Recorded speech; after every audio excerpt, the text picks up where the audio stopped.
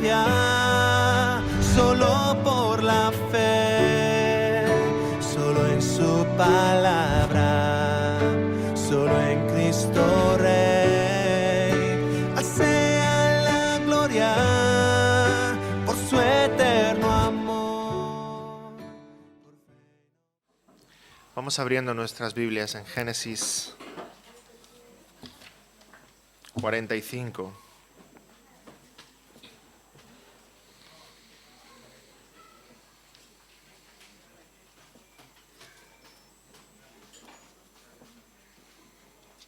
O como a mí me gusta llamarlo, el Evangelio según José.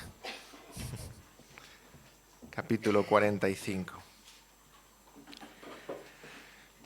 Tendremos una oración pidiendo al Señor su dirección y que Él hable a través de su palabra a nuestros corazones.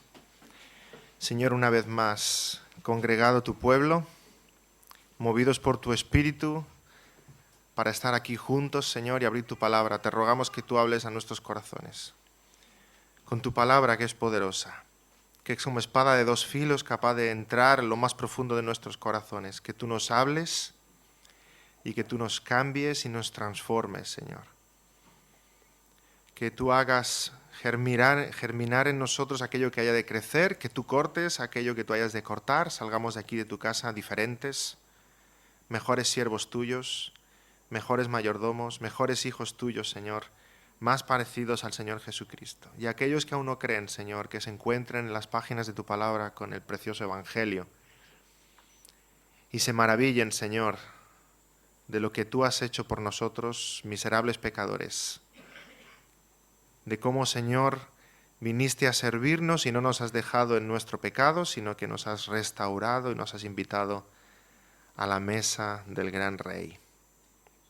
Bendito seas en nombre del Señor Jesús. Amén.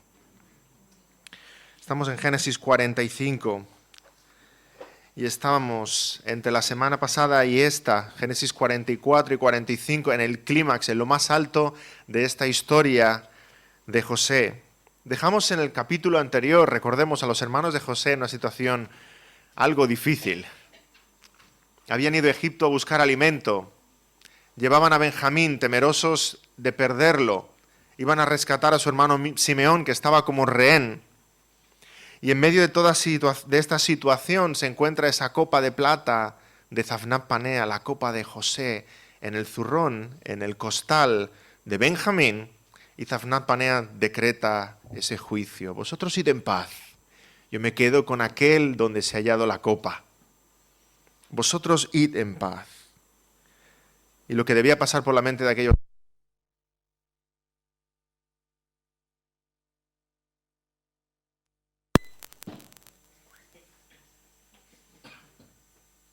Sí, ¿la grabadora continúa? Podemos mirar. Sí. Zaphnath Panea dice, me quedo con Benjamín, vosotros id en paz. Y estoy seguro que lo que debía pasar por la cabeza de estos hombres es, ¿cómo nos vamos a ir en paz? En todo caso, nos vamos en angustia. Pero ¿cómo nos vamos a ir en paz y dejar a nuestro hermano Benjamín aquí preso cuando es lo que más temíamos, cuando es la peor de las noticias que podemos dar a nuestro padre Jacob, que hemos perdido a Benjamín? Es que no podemos volver a casa. Dejar aquí a Benjamín es lo mismo que matar a nuestro padre de dolor. Ya lo dijo él, que mi hijo vuelva, si no voy a bajar al Seol en dolor. Castigar a este joven, al hijo amado, es lo mismo que castigar a su padre. Lo cual nos da de nuevo una imagen tan tremenda del Evangelio, ¿verdad? Es el Hijo, el Señor Jesucristo, el que fue colgado en un madero, clavado y derramó su sangre, y el Padre desde los cielos se dolía en el sacrificio de su Hijo amado. Estamos en este punto de tanta tensión, en ese momento en el que Judá se clava de rodillas y suplica, me quedo yo, pero deja que el joven, deja que Benjamín se vaya a casa del padre, me quedo yo, toma mi vida por la suya, me quedo yo como rehén. Si esto fuera una serie televisiva, ahora habría un fundido en negro y un letrerito blanco que diría, continuará. ¿Verdad? Porque es el mejor momento Es aquel en el que si paras, seguro que los telespectadores continuarán la semana siguiente. El momento de máxima tensión para continuar en esta historia. De hecho, viene en este capítulo 45 el desenlace de esta historia. Y si fuera un melodrama, entonces Tafnat-Panea se quedaría con Benjamín. Aquellos hombres regresarían tristes a su casa, darían la mala noticia a Jacob y Jacob moriría de la angustia. Qué dramón, ¿verdad? Si fuera una película de aventuras, los hermanos de Benjamín sacarían sus espadas, saltarían contra la guardia de Tafnat-Panea, los rescatarían y a toda velocidad en sus asnos, no sé cómo irían a toda velocidad en sus asnos, pero irían a toda velocidad en sus asnos hacia Canaán. Padre, hemos rescatado a nuestro hermano. Pero es que el argumento que viene es aún mejor. Es impresionante. El argumento que tenemos aquí se llama evangelio. Inimaginable, sorprendente. Que cuando Judá está ahí clamando por la vida de su hermano, que pide ser cambiado por él, José se dirige a sus hermanos y les diga, en lágrimas, soy José. ¿Quién se podía esperar eso? ¿Quién se podía esperar eso? Vamos a leer este capítulo y luego vamos a meditar en varias cosas que encontramos en él.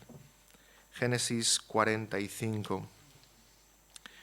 Leeremos todo el capítulo. Dice así: no podía ya José contenerse delante de todos los que estaban al lado suyo y clamó: haced salir de mi presencia a todos. Y no quedó nadie con él al darse a conocer José a sus hermanos. Entonces se dio a llorar a gritos. Y oyeron los egipcios, y oyó también la casa de Faraón. Y dijo José a sus hermanos: yo soy José. ¿Vive aún mi padre? Y sus hermanos no pudieron responderle porque estaban turbados delante de él. Entonces dijo José a sus hermanos: acercaos ahora a mí. Y ellos se acercaron. Y él dijo: yo soy José, vuestro hermano, el que vendisteis para Egipto. Ahora pues no os entristezcáis, ni os pese de haberme vendido acá, porque para preservación de vida me envió Dios delante de vosotros. Pues ya ha habido 2 años de hambre en medio de la tierra, y aún quedan 5 años, en los cuales ni habrá arada ni siega. Y Dios me envió delante de vosotros para preservaros posteridad sobre la tierra, y para daros vida por medio de gran liberación. Así pues, no me enviasteis acá vosotros, sino Dios, que me ha puesto por padre de Faraón y por señor de toda su casa y por gobernador en toda la tierra de Egipto. Daos prisa, id a mi padre y decidle: así dice tu hijo José, Dios me ha puesto por señor de todo Egipto, ven a mí, no te detengas. Habitarás en la tierra de Gosén y estarás cerca de mí, tú y tus hijos, y los hijos de tus hijos, tus ganados y tus vacas y todo lo que tienes. Y allí te alimentaré, pues aún quedan 5 años de hambre, para que no perezcas de pobreza tú y tu casa y todo lo que tienes. He aquí vuestros ojos ven, y los ojos de mi hermano Benjamín, que mi boca os habla. Haréis pues saber a mi padre toda mi gloria en Egipto y todo lo que habéis visto, y daos prisa, y traed a mi padre acá. Y se echó sobre el cuello de Benjamín su hermano y lloró. Y también Benjamín lloró sobre su cuello. Y besó a todos sus hermanos y lloró sobre ellos, y después sus hermanos hablaron con él. Y se oyó la noticia en la casa de Faraón, diciendo: los hermanos de José han venido. Y esto agradó en los ojos de Faraón y de sus siervos. Y dijo Faraón a José: di a tus hermanos, haced esto, cargad vuestras bestias e id, volved a la tierra de Canaán, y tomad a vuestro padre y a vuestras familias y venid a mí, porque yo os daré lo bueno de la tierra de Egipto y comeréis de la abundancia de la tierra. Y tú manda, haced esto, tomaos de la tierra de Egipto carros para vuestros niños y vuestras mujeres, y traed a vuestro padre y venid. Y no os preocupéis por vuestros enseres, porque la riqueza de la tierra de Egipto será vuestra. Y lo hicieron así los hijos de Israel. Y les dio José carros conforme a la orden de Faraón, y les suministró víveres para el camino. A cada uno de todos ellos dio mudas de vestidos, y a Benjamín dio 300 piezas de plata y 5 mudas de vestidos. Y a su padre envió esto: 10 asnos cargados de lo mejor de Egipto, y 10 asnas cargadas de trigo, y pan y comida para su padre en el camino. Y despidió a sus hermanos, y ellos se fueron. Y él les dijo: no riñáis por el camino. Y subieron de Egipto y llegaron a la tierra de Canaán, a Jacob su padre. Y le dieron las nuevas, diciendo: José vive aún, y él es señor en toda la tierra de Egipto. Y el corazón de Jacob se afligió porque no los creía. Y ellos le contaron todas las palabras de José que él les había hablado, y viendo Jacob los carros que José enviaba para llevarlo, su espíritu revivió. Entonces dijo Israel: basta, José mi hijo vive todavía, iré y le veré antes que yo muera. Hasta aquí la lectura de la palabra del Señor. Qué guionista es nuestro Dios, ¿verdad? Supera todos los guiones posibles esta hermosa historia. José, después de todo lo que ha vivido, después de los episodios que hemos ido viendo, de tanta tensión acumulada, ya no puede contener las lágrimas y no quiere llorar delante de sus siervos, así que les dice: salid. Se queda José solo con sus hermanos y dice que entonces llora a gritos. Le oyeron los egipcios, o sea, le oyeron los siervos que estaban fuera de la sala. Más aún, dice el versículo 2, que le oyó la casa de Faraón. No sabemos si eran edificios contiguos o separados, la casa de José y la de Faraón. La cuestión es que los siervos de Faraón y Faraón mismo también se enteran de que José está llorando a gritos. Nos podemos imaginar que esos llantos de José trajeron aún más tensión en la situación en la que estaban sus hermanos. Esto era aún más complicado. Imagina por un momento que el rey de España te llama a su palacio porque has cometido un delito contra la corona y te está entrevistando en su despacho. Entonces dice a sus siervos que salgan, y lo primero que hace el rey cuando salen es ponerse a llorar a gritos. ¿Tú qué pensarías en ese momento? Estoy aquí porque he cometido un delito contra la corona y el rey se pone a llorar. Ahora sí que estoy perdido. Ahora sí que van a entrar como 25 policías, van a saltar encima de mí, se me van a llevar preso para toda la vida, algo muy feo me va a pasar. Es el colmo de la desesperación. ¿Qué debían sentir esos hombres cuando José hace salir a la guardia y se pone a llorar como un descosido? ¿Qué debían estar pensando? ¿Qué temor tan grande? ¿Qué ofensa contra el gran Zafnat Panea? Yo no sabía que eso de la copa era tan grave. Mira cómo está llorando, mira cómo se ha puesto. ¿Qué va a ser de nosotros ahora? Vamos a morir todos. Vamos a morir todos. Pero de algún modo, en medio de esos llantos, el que muere es Zafnat Panea. En ese momento, Zafnat Panea deja de ser. Y José mira a sus hermanos y dice: yo soy José. Es Zafnat Panea el que muere. Y estos hombres han recuperado a su hermano, a José. José ha vuelto a la vida para ellos. José está vivo. Esto es lo que les dice: yo soy José. No solo les sorprende el anuncio, es que también se lo dice en hebreo. Recordemos que hasta ahora José, Zafnat Panea, está hablando en lengua egipcia y a través de un intérprete le traducen en hebreo a sus hermanos. Por eso a veces sus hermanos hablan entre ellos en hebreo y José hace como que no escucha ni entiende, pero está entendiendo lo que hablan, ¿verdad? José se gira, les mira y les dice en hebreo: yo soy José. Y aquellos hombres se quedan blancos, se quedan petrificados del susto. Les muestra su verdadera identidad. Y en el momento que lo ven, lo reconocen y comprenden quién es Él, entonces les invade un temor profundo. Dice el versículo 3, no pudieron responderle porque estaban turbados delante de él. ¿Os ha paralizado el temor alguna vez?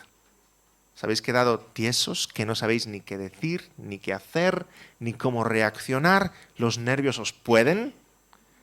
Estos hombres, todos ellos, altos como un pino, estaban delante de José, tiesos, parados como estatuas, no sabían qué hacer. Les temblaban las piernas, les latía el corazón a 100 por hora. Y tuvieron gran temor. ¿Por qué? Si es su hermano. No, porque es su hermano.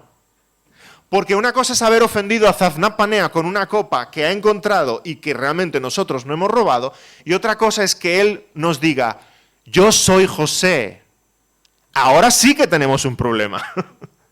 Porque a José lo hemos maltratado, lo hemos vendido, lo hemos echado en un pozo, hemos rasgado su túnica, hemos mentido a nuestro padre. A este sí que lo hemos ofendido. Y encima es el más poderoso en Egipto. Quedaron profundamente turbados. Vemos el parecido con el Señor Jesucristo y por qué llamamos a esto el Evangelio según José. Aquel que vendimos, aquel que maltratamos, aquel que echamos, aquel que despreciamos, aquel que se llama Jesús, hijo de José, Yeshua ben Yosef, qué curioso que sea ese su apellido, hijo de José. Aquel se acercó a nosotros y nos reveló su verdadera identidad, igual que José a sus hermanos. Jesús dijo, Juan 10:14, yo soy el buen pastor y conozco mis ovejas y las mías me conocen. ¿Conoces tú a Jesús de Nazaret? ¿Le conoces como estos hombres conocieron a José? El Señor Jesús dice también en Mateo 16, cuando responde aquí el apóstol Pedro, tú eres el Cristo, el Hijo del Dios viviente. Entonces respondió Jesús, bienaventurado eres Simón, hijo de Jonás, porque no te lo reveló carne ni sangre, sino mi Padre que está en los cielos. Te ha revelado el Padre que está en los cielos. ¿Quién es ese que tienes delante? Te ha dicho él, yo soy Jesús. ¿Me conoces? ¿Y te has puesto a temblar? Porque aquel es al que ofendimos, aquel es al que despreciamos, aquel es al que vendimos. Y aquel es ahora el príncipe de los cielos, el rey de la gloria, el rey de reyes. Y si realmente has conocido al Señor Jesucristo, has sentido estas dos cosas. Primero, un gran temor, porque le has ofendido profundamente. Luego, un gran gozo, porque es tu hermano. Y te ha dicho, como José dijo a los suyos, ahora acercaos a mí. Ahora acercaos a mí. Viviréis conmigo. Estaréis en mi casa. Pero primero un gran temor, queridos hermanos. Nos equivocamos si la vida cristiana es gozo, alegría y fiesta. ¿Y la convicción de pecado? ¿Y el temor porque estás delante del Rey de Reyes? Ahí es donde empieza la verdadera vida cristiana. Recordemos a aquellos discípulos en la barca que estaban asustados por la tormenta y estaban haciendo todo lo posible por librarse de ella, achicando el agua. Entonces se acuerdan que el Señor está durmiendo en la barca con ellos y le despiertan. Y nos dice Marcos 4:39 que Jesús, levantándose, reprendió al viento y dijo al mar, calla, enmudece. Y cesó el viento y se hizo grande bonanza. Y les dijo, ¿por qué estáis así amedrentados? ¿Cómo no tenéis fe? Y fijémonos lo que dice a continuación. Entonces temieron con gran temor. Hasta ahora tenían miedo porque había una tormenta muy grande. Pero cuando se dan cuenta de que el que está dentro de la barca es más poderoso que la tormenta, entonces ya no tienen miedo. Entonces tienen un gran miedo. Temieron con gran temor. porque comprendieron quién es el que está ahí en la barca. ¿Quién es este que le dice al viento que se calle y el viento obedece? Ahora sí que estamos asustados. Esta es la experiencia de estos hombres delante de José, cuando José les dice, yo soy José. Quedaron turbados, quedaron mudos, tuvieron gran temor. Pero qué bondad la de José. Cómo José responde, con qué ternura, con qué amor, cuando les dice enseguida, ahora acercaos a mí. José no hace uso de ese poder y de esa autoridad que tiene en Egipto para tomar represalias con ellos. No hay rencor, no hay odio, no hay venganza. Les dice, acercaos ahora a mí. Yo soy José, vuestro hermano, no vuestro enemigo, vuestro hermano. Con qué ternura les responde. Y vosotros vendréis ahora a vivir conmigo a Egipto. Id a buscad a vuestro padre, vuestras esposas, vuestros hijos, todo lo que tenéis, y venid y viviréis ahora conmigo aquí en Egipto. Y entonces lo que José hace es curioso. Si vemos los siguientes versículos, 4 al 9, José les explica su historia. O mejor dicho, José les explica a sus hermanos, lo que ellos aún no saben sobre su historia. Porque lo que ellos saben es que tuvieron un hermano al que maltrataron y vendieron, y Dios les está persiguiendo por ese pecado y les está juzgando por ello. Eso es lo que ellos saben. Pero José les va a explicar lo que ellos no saben sobre esa historia. Les va a compartir aquí la óptica celestial sobre todo lo que ha sucedido. Os explico esto para que comprendáis lo que realmente sucede. José tiene una auténtica sesión de consejería bíblica con ellos. Te voy a explicar tu vida desde la óptica de Dios, para que entiendas lo que te está pasando, lo que estás viviendo. Y lo que José básicamente les dice es, esto no tiene que ver tanto con vosotros como os pensáis. Es Dios el protagonista. Es Dios el protagonista. Estáis arrepentidos, y es bueno que estéis arrepentidos, y Dios os pide que os arrepintáis, pero ahora no es el momento de confrontar, es el momento de consolar, de confortar con el consuelo divino.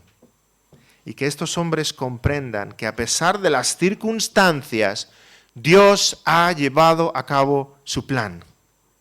No gracias a nosotros, sino a pesar de nosotros, Dios ha llevado a cabo su plan.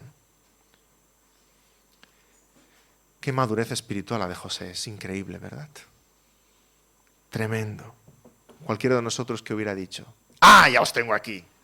Que sepáis que estoy traumatizado por todo lo que me hicisteis. Se mira a sus hermanos y les dice, escuchad, es Dios el que me ha traído aquí. Y podéis ver por qué. Para salvaros. Y a nuestra familia y a nuestro Padre. Para que en este tiempo de escasez os pueda yo traer aquí. No tiene nada que ver con vosotros ni conmigo. Es algo mucho más grande.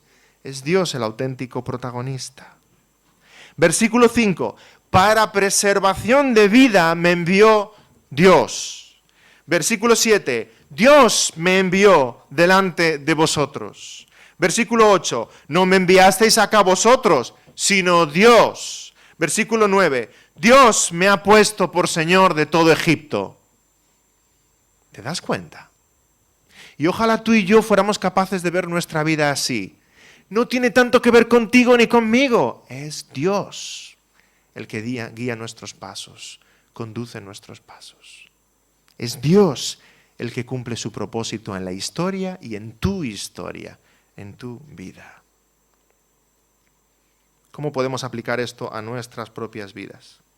Bueno, no voy a pedir que cada uno me expliquéis vuestro testimonio, pero hemos hecho de muy gordas, ¿eh? Hemos hecho muchos pecados, hemos hecho muchas faltas, hemos cometido muchos errores, hemos tomado muchas decisiones necias. Y Dios está esperando de ti y de mí un sincero arrepentimiento, una auténtica confesión, pero después que dejes de pensar más en ti, que dejes de lamentarte más, que dejes de mirar a los hombres ni a ti mismo en el espejo y lo mires a Él. Todo tiene que ver con Dios. Es Dios el que mueve la historia. Es Dios el que conduce tus pasos. A pesar de lo que hice, a pesar de lo que hiciste, Dios cumple su propósito en ti, no gracias a ti, sino a pesar de ti.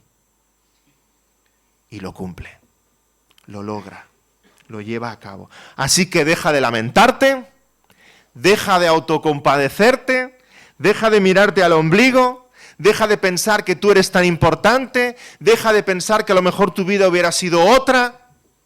Es Dios, no tú, Dios. Así que ahora, donde estás, da gracias a Dios, mira a Dios y camina en la palabra de Dios. Él es el que ha guiado tus pasos hasta el día de hoy. Él es el que te ha traído aquí. Él es el que ha hecho que escuches este sermón. Es Dios el que guía nuestros pasos, nuestra historia. Y trae un profundo descanso a nuestra alma pensar en un Dios tan grande y tan soberano. Señor, gracias porque a ti no se te escapa nada. Nada. Estoy en tus manos. A pesar de mí, a pesar de mi vida, a pesar de mis decisiones, tú estás cumpliendo un propósito en mí. Somos instrumentos en sus manos. Instrumentos desafinados. Instrumentos rotos. Trompetas que les faltan pistones. Violines que les faltan cuerdas. Pero Dios es tal artista y tan soberano que de esos instrumentos es capaz de hacer sonar una sinfónica con música celestial. Y no es mérito del instrumento, es mérito del director, de verdad, de verdad. Él llevó a cabo su perfecto plan en la vida de José y de sus hermanos. Lo hará también en la nuestra. Y escucha las palabras de José como si te las estuviera diciendo a ti. Ahora pues no os entristezcáis, ni os pese de haberme vendido acá, porque para preservación de vida me envió Dios delante de vosotros. Todo lo que ha sucedido en tu vida con un propósito ha sucedido. Ahora despierta y mira a Dios. Mira a Dios. Pero del mismo modo que nosotros hemos pecado, otros han pecado contra nosotros, ¿verdad? A lo mejor estés pensando, sí, yo he hecho poquitas cosas malas, pero las que me han hecho a mí. Y a veces nos refugiamos en ese rol de víctima y nos sentimos mejor con nosotros mismos. Pero José es un tremendo ejemplo de lo que supone haber pecado contra alguien. ¿Y cómo reacciona José? Qué tremendo, ¿verdad? Puede que en tu vida tú te hayas sentido engañado, maltratado, abandonado, defraudado, estafado, que te hayan echado de casa, que tu esposa se haya ido, que tus padres te hayan cerrado la puerta, que tus amigos te hayan traicionado. Peor lo pasó José. Peor lo pasó José. A ti no te han echado un pozo y te han vendido por 20 monedas. ¿Verdad que no? Peor lo pasó José. Y puede que durante mucho tiempo tú recuerdes lo que te han hecho.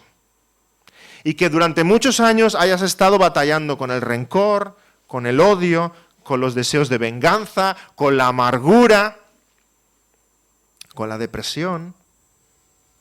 Escucha lo que dice aquí José. Vosotros me hicisteis, pero fue para bien. Es Dios el que me trajo hasta aquí. Puedes dejar de mirar la gente y ver la mano todopoderosa de Dios. Y decir, Señor, con un propósito tú permitiste que esto sucediera en mi vida y aquí estoy. Por tu gracia, y por tu misericordia. No me enviasteis acá vosotros. Los hermanos pudieran estar pensando, sí, yo recuerdo que te vendimos a aquellos mercaderes.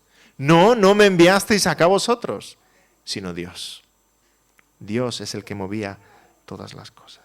Y hermanos, qué fácil nos resulta ver la mano de Dios en las bendiciones y qué difícil nos resulta ver la mano de Dios en las pruebas, en las dificultades, en los problemas. Pero Dios es soberano siempre. Ay, no pienses por un momento que, ahora sí, mi vida a Dios se le ha escapado de las manos, porque todo esto no podría estar pasando. En absoluto. A Dios nunca se le escapa nada de las manos. Otra cosa es que no lo entendamos. Recuerdo hace años, mi hijo Daniel era bastante más pequeño. Le llevé al hospital para vacunarlo. ¿Sabéis los que sois papás que vacunaron niños pequeños? Sobre todo cuando empiezan a coger algo de fuerza. Es todo un dilema, ¿verdad? ¿Cómo consigues que esa señora de bata blanca le pinche sin que le pegue un puñetazo ni nada parecido? Así que me lo senté encima y lo agarré con mis brazos, manos y piernas sujetándolo. Y él veía que esa señora de bata blanca se acercaba con la jeringa, evidentemente. Y me decía, suéltame, papá. Que me sueltes, papá. Pero papá, ¿qué haces? Suéltame. Y se enfadaba, ¿verdad? Y empezaba a llorar. Ahora, después de que la enfermera acabó su trabajo y luego puso las vacunas que hicieron falta y que estaba llorando desconsolado, cuando le solté, yo pensaba, ahora me va a dar un castañazo. Se dio media vuelta y me abrazó. ¿Es eso una ilustración de lo que Dios hace con nosotros? ¿Cuántas veces vienen pruebas a nuestra vida, dolor, dificultades, y nosotros decimos, Señor, líbrame de esta. Señor, sálvame. Señor, quítame este problema de encima. Y el Señor nos hace atravesar la prueba. Y nosotros no comprendemos por qué. Te aseguro que un niño de 4 o 5 años no entiende lo que es una vacuna. Pero tú sabes que es para su bien. ¿Cuántas veces Dios nos hace atravesar pruebas y nosotros no sabemos por qué, no entendemos por qué? Y lo que Dios espera de nosotros es que respondamos, como en esta ocasión mi hijo, buscando su abrazo. Señor, yo no comprendo, pero tú sí. Confío en que tú buscas lo mejor para nosotros. Y esa es su promesa, que a los que Dios aman todo ayuda a bien. Así es, hermanos, Dios permite dificultades en nuestra vida con un propósito eterno. Miremos la vida de José y de sus hermanos. José no lo pasó nada bien. Y qué angustia la de sus hermanos ahora que están en casa, en palacio, en casa de José. Pero Dios sabe lo mejor. Y José tenía una profunda paz en su corazón. José responde con paz a sus hermanos. Dios ha tocado su corazón. Hay paz, hay amor. ¿Por qué? Porque para José el centro no son las personas. Para José el centro de su pensamiento es Dios.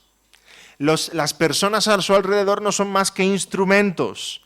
Es Dios el que permite todo. Es Dios el que hace todo, es Dios el que cumple su voluntad siempre, es Dios el que lleva a cabo su plan, es Dios el que lo mueve todo alrededor nuestro.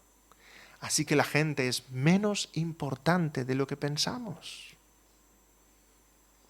Menos importante. Es Dios. Y recordemos, nuestro Dios es un Dios todopoderoso, pero no es caprichoso. Dios es todopoderoso, pero usa su poder con un propósito. Todopoderoso, y esta palabra que me he inventado y me encanta, todo bondadoso, porque busca nuestro bien. Entonces José les invita, versículo 10 en adelante, les invita a venir a Egipto, porque aún quedan 5 años de escasez, a venir a Egipto y vivir con él. ¡Qué perdón tan grande en el corazón de José! Si tú te encontraras con esa persona que te ha herido, te ha defraudado, como mucho le dirías, ¿sabes qué? Te perdono, pero no te quiero ver más, ¿eh? Tú por allí y yo por allá. José perdona a sus hermanos y les dice, y ahora vosotros vendréis a vivir conmigo. Estaréis aquí. Y además en la tierra de Gosén, que es el delta del Nilo. Lo mejor. Aquí vais a venir vosotros y traer vuestras esposas, vuestros hijos. Traed a nuestro padre. Venid para acá. Es una auténtica invitación a venir a vivir con él. Dice el pasaje que a Faraón le parece bien y provee de todo lo necesario para que este viaje se lleve a cabo. Se llevan carros. Entendemos que son carros vacíos, porque dice, para que podáis traer en ellos a vuestras mujeres y a vuestros hijos. Se llevan carros y también se llevan alimentos, se llevan vestidos, se llevan dinero, se llevan todo lo que necesitan para un gran viaje de ida y vuelta. Y de nuevo nos dice la palabra que José le dio a Benjamín más. ¿Recordamos en el banquete cómo pusieron porción de comida en los platos de todos? Y Benjamín, más, como 5 veces. Ahora de nuevo, él tiene como 5 veces lo que sus hermanos. 300 piezas de plata. Y no un vestido, 5 vestidos. 5 vestidos. Esto, por supuesto, es una deferencia hacia Benjamín. Esto también es un mensaje para su padre Jacob. ¿Recordamos cuando Jacob perdió a José? Vendieron a José por 20 monedas y Jacob recibió un vestido roto y manchado con sangre. Ahora Benjamín, el hijo amado, regresa a su padre y trae 300 monedas y 5 vestidos. Qué tremendo mensaje de bendición y de una futura restauración. Va a ser aún mejor cuando estemos con José, en casa de José. Un anticipo de una nueva vida, de una nueva época en la vida de estos hombres. José les invita a su casa y les entrega todo lo necesario para ese viaje. De nuevo, dinero, ropas, alimentos, carros, asnos. Se trata de un auténtico éxodo de ida y vuelta. Salir de Egipto para volver a Egipto. Porque es en Egipto donde está la bendición, donde hay esperanza. Versículo 21, les suministró víveres para el camino. Y más adelante, versículo 23, llevaron 10 asnas y 10 asnos cargados de alimentos para su padre en el camino. José les está proveyendo de todo, pero no para quedarse en Canaán. Les está proveyendo todo lo que necesitan para el camino. Camino de ida y camino de vuelta. Esta es una invitación seria. Es una invitación seria porque no solo les invita, les da lo que necesitan para poder hacer el viaje. No es una invitación solo de palabra. Es una invitación con los hechos. Iba a preparar tierra para ellos y para sus familias. Nos damos cuenta que es igual con nosotros. El Señor Jesucristo nos ha reconciliado con Él. Yo soy Jesús, vuestro hermano mayor. Nos ha reconciliado con Él y nos dice, como José dijo a sus hermanos, ahora os vais a venir a vivir conmigo, a mi casa, y yo os voy a preparar lo mejor. Y mientras preparo lugar para vosotros, id por todo el mundo y haced discípulos a todas las naciones. Llenad los carros. Llenad los carros y volvéis. Y os encontraréis que he preparado mansión para vosotros. En la casa de mi Padre muchas moradas hay. Voy pues a preparar lugar para vosotros. Así como José invitó a sus hermanos a venir y quedarse, el Señor Jesucristo nos invita a nosotros a quedarnos con Él por toda la eternidad. Pero primero nos dice, id a buscar a los vuestros. Id y darles la gran noticia de que estoy vivo y entonces les traéis. Y el Señor Jesucristo nos dice así, id y anunciad el Evangelio. Hay nueva vida en Cristo. Y cuando tengáis los carros llenos, venís. Y os quedáis aquí para siempre, conmigo. Viaje de ida y vuelta. Y repito, esta no es una invitación hecha a la ligera. Así como José le dijo a sus hermanos, id, pero proveyó todo lo necesario para ese viaje, ropa, alimento, vestido.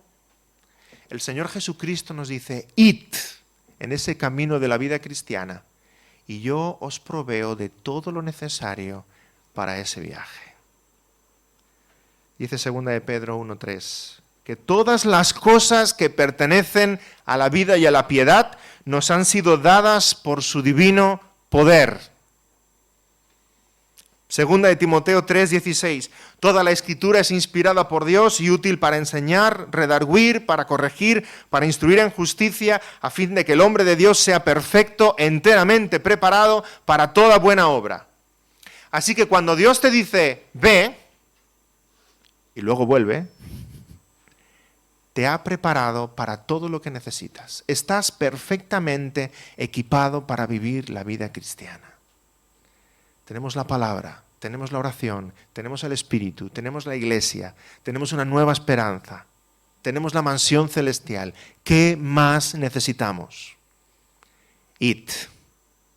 Estás perfectamente equipado para ser un esposo excelente, una mujer excelente, un hijo excelente, un ciudadano excelente, un cristiano excelente, para la gloria de Dios. Y estamos preparados, tenemos todo lo que necesitamos. El problema no es que la Biblia no sea suficiente, el problema es que no la conocemos lo suficiente y no la vivimos lo suficiente. Pero la palabra de Dios es todo lo que necesitamos para el viaje de la vida cristiana. Algunos se preguntan, y puede que os estéis preguntando, pero yo conozco cristianos que son peores que algunos que no son cristianos. Ves a algunos que no son cristianos y dices, caramba, qué padre de familia, qué trabajador. Y ves a otros que son cristianos y dices, no da la talla, no hace ni la mitad que aquel. Y aquel no cree. ¿Cómo puede ser? Yo suelo usar esta ilustración para explicar este punto. Sencilla, pero ¿crees que una bicicleta puede adelantar a un coche de Fórmula 1 por la autopista? La respuesta es sí. Si la bicicleta la conduce un ciclista experto, profesional, y el conductor de Fórmula 1 no tiene ni idea de cómo va el cambio de marchas, y siempre va en primera, la bicicleta adelanta al coche de Fórmula 1, ¿verdad? Claro que sí. ¿Puede entonces un incrédulo vivir una vida aparentemente mejor y más ordenada que un cristiano? Tristemente sí. Si el no creyente está viviendo las bendiciones de Dios, la gracia común de Dios para con todos, porque Él hace llover sobre justos e injustos, y está viviendo esa gracia común de Dios de forma excelente, y el cristiano está viviendo una vida miserable, porque no está usando las bendiciones y los recursos de Dios para su vida, aparentemente la vida del no creyente es mejor. Aparentemente. ¿Qué diría José si después de este viaje de ida y vuelta sus hermanos llegan a Egipto y le dicen, José, ya estamos aquí, pero qué hambre hemos pasado? Y José dice, pero si os di los carros llenos de comida. José, qué frío por la noche en el desierto, pero si os di vestidos extra para todos. José, qué cansado es el camino, hemos andado tanto y nuestros niños también, pero si os di carros y bueyes. ¿Reñiría José a sus hermanos? Os he dado todo lo que necesitáis para este viaje de ida y vuelta. Lo mismo el Señor Jesucristo con nosotros. Cuando te presentes delante de Él y le digas, Señor, he vivido la vida cristiana, pero tan incómodamente, tan solo, tan triste, tan abatido, tan sin saber lo que hacer. Y el Señor te dirá, ¿qué hiciste con la palabra? ¿Qué hiciste con la oración? ¿Qué hiciste con la iglesia? ¿Qué hiciste con la nueva vida que te di?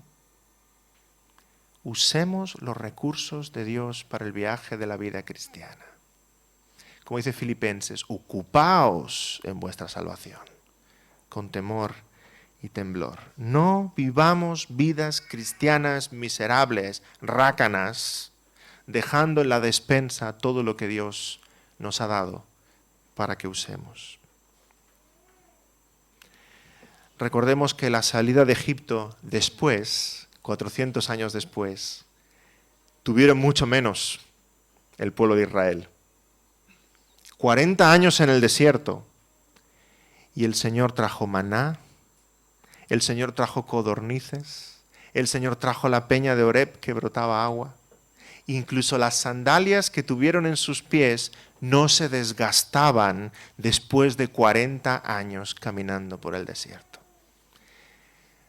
No nos quejemos de que la vida cristiana es muy dura, es muy larga, es muy penosa. El Señor nos provee de todo lo necesario para caminarla, para su gloria. Y entonces en el versículo 24 llega la que es para mí una de las frases más impactantes de este pasaje. Seguro que os ha llamado la atención. Yo he oído a alguno incluso reír un poquito cuando leíamos el pasaje aquí. Versículo 24. José les da solo una instrucción para el camino. Y no les dice, cuidado con los ladrones. No les dice, no toméis ningún atajo, id por el camino recto. Les dice, no riñáis. Aquí tenéis, id, pst, una cosa. No discutáis por el camino. Casi como un papá que les está regañando. No discutáis por el camino. Qué tremenda afirmación, ¿verdad? José les acaba de dar de todo a sus hermanos, materialmente. Pero hay una cosa más grande que les acaba de dar.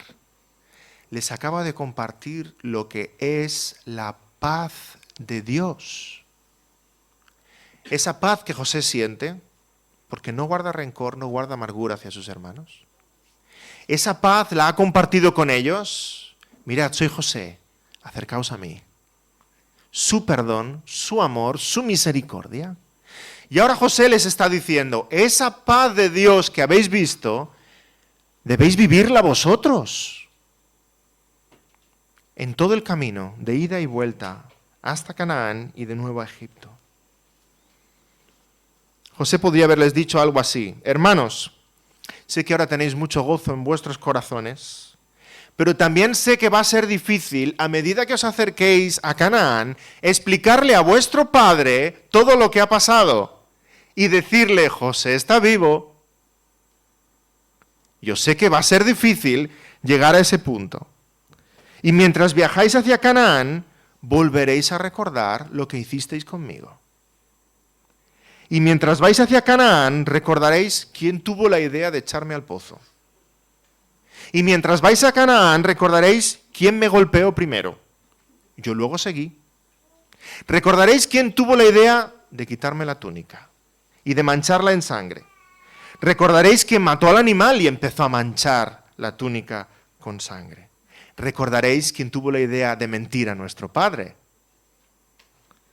Y buscaréis una manera de explicarle a Jacob todo esto. Y no solo eso, buscaréis la manera de parecer cada uno de vosotros menos culpable para culpar más al otro. Todo esto pasará camino de Canaán. Pero la realidad es esta, hermanos, que todos vosotros sois culpables. Que Dios os ha perdonado y que yo también os he perdonado. Ahora no riñáis, no discutáis. Id a Canaán y volved pronto. Algo así José podía haber dicho a sus hermanos, no discutáis por el camino. Y el Señor Jesucristo nos lo dice a nosotros. Id por todo el mundo y predicad el Evangelio y no discutáis por el camino. Y venid, en la casa de mi Padre muchas moradas hay y no discutáis por el camino. Porque si yo he tenido tanto amor y tanta gracia y tanto perdón con vosotros, ¿por qué ahora vosotros os vais a empezar a fijar en el pecado del hermano para señalarlo a él y mal de muchos, consuelo de tontos, pensar, él es más pecador que yo? Señor, a mí me has perdonado mucho menos, ¿verdad? No discutáis por el camino. El rey nos ha perdonado 10,000 talentos. ¿Puedes ahora tú perdonar tan solo 100 denarios a tu hermano? Después de todo lo que el Señor ha hecho contigo y conmigo, ¿verdad que parece ridículo mirar al hermano para culparle de algo? Mirar los defectos del hermano para sentirte tú mejor, superior, más santo. Mirarlo por encima del hombro con orgullo, con altivez, cuando él y tú y él entregamos al Señor Jesucristo y lo clavamos en la cruz del Calvario. Y Él nos ha perdonado. Caminemos el camino de la vida cristiana, recordando la gracia que el Señor ha tenido con cada uno de nosotros. Y llegamos al final de este capítulo, cuando la noticia llega a Jacob. Llegan a Canaán, suponemos que no han discutido, llegan a Canaán con esta noticia, con esta buena nueva. Y esta noticia es el centro de toda la historia. Sin esta noticia todo lo demás no es posible. José vive. José vive. Todo lo demás cobra sentido. Porque si José no vive, no hay nada. No hay esperanza, no hay alimento, no hay vestido, no hay nueva vida, no hay futuro, no hay carros vacíos para cargar a nuestras familias. Si José no vive, no hay nada. Pero José vive. Así que lo tenemos todo. Todo es verdad. Todo es una realidad. José vive, por eso estamos libres. Mira Benjamín, mira Simeón. José vive. José vive, mira nuestros vestidos, mira la comida, mira la ropa, todo lo que tenemos. José vive, por eso nosotros también estamos vivos. Porque si no, solo hubiéramos recibido la ira del gran Zaphnath Panea. Estaríamos en prisión o estaríamos colgados. Pero es que José vive, por eso estamos vivos. Estamos libres, tenemos una nueva esperanza. Hemos aprendido lo que es el perdón y hemos aprendido a perdonar. Y no solo vive, le dicen a Jacob, no solo vive, sino que es Señor sobre todo Egipto. Jacob se quedó patidifuso. Dice que no podía creerles. Al contrario, siente amargura porque le están recordando otra vez a José y él ya quería olvidar la pérdida de José. No lo puede creer. Vive y es Señor sobre toda la tierra de Egipto. Hermanos, nosotros de la misma manera somos enviados como estos hermanos de José, enviados a dar una gran noticia. Jesús vive. Y no solo vive, es Señor sobre todas las cosas. Está vivo y es el Rey de los cielos. Y los que nos escuchan están en una situación similar a la de Jacob. Tú les dices, Jesús vive, y ellos no lo pueden ver. Le dijeron a Jacob, José vive. Y Jacob no podía ver a José. Lo tenía que creer en su corazón, pero no podía ver. Y eso es la fe. Tener la certeza de algo que no puedes ver con tus ojos. Y nosotros decimos a aquellos a los que vamos, Jesús vive. Y por eso tenemos paz. Jesús vive y por eso estamos vivos. Jesús vive y por eso somos libres. Jesús vive y por eso tenemos un lugar celestial que nos está preparando. Jesús vive y por eso hemos visto y experimentado el perdón. Jesús vive y hemos dejado atrás una vida de pecado y seguimos adelante a una nueva vida. Jesús vive. Y Jacob vio algo de esa realidad. Todos esos carros, dice que se los miraba, cargados de alimentos, vestidos, de todo lo necesario, carros vacíos para llevar a la familia hacia Egipto. Y creyó. Y dice el pasaje que revivió su espíritu. Creyó ese mensaje de que Jesús vive y su espíritu revivió. Aquellos a los cuales anunciamos el Evangelio pueden ver algo de que Jesús vive. Igual como Jacob no vio a José, pero vio esos carros, esa evidencia, pueden ver en nuestras vidas que es cierto que Jesús vive, aunque no le pueden ver a Él. Lo han de creer con el corazón. Tú has de creer en tu corazón, como José, como Jacob, que Jesús realmente vive. Si Jesús no vive, no tenemos nada, dice el apóstol Pablo. Entonces nuestra fe es vana. Vana, no sirve para nada. Una mera filosofía. Pero Jesús vive, entonces todo lo que Él ha prometido es cierto y lo va a cumplir en nosotros. Así que escucha la buena noticia, como Jacob, sube al carro y camina con el pueblo de Dios hacia la Jerusalén celestial. Él está preparando morada para nosotros. Allí nos espera una nueva vida. Amén. Señor, bendiga su palabra en nuestros corazones. Vamos a tener una palabra de oración. Señor, gracias por esta verdad tan grande grabada en nuestros corazones. Tú vives. Señor, tú eres Señor de señores y Rey de reyes. No te quedaste en ese sepulcro. Resucitaste al tercer día. Los tuyos te vieron. Señor, y nosotros leemos en las páginas de las Escrituras que tú resucitaste y ascendiste a los cielos y estás sentado a la diestra del Padre. Y nosotros sin verte creemos, como Jacob, Señor.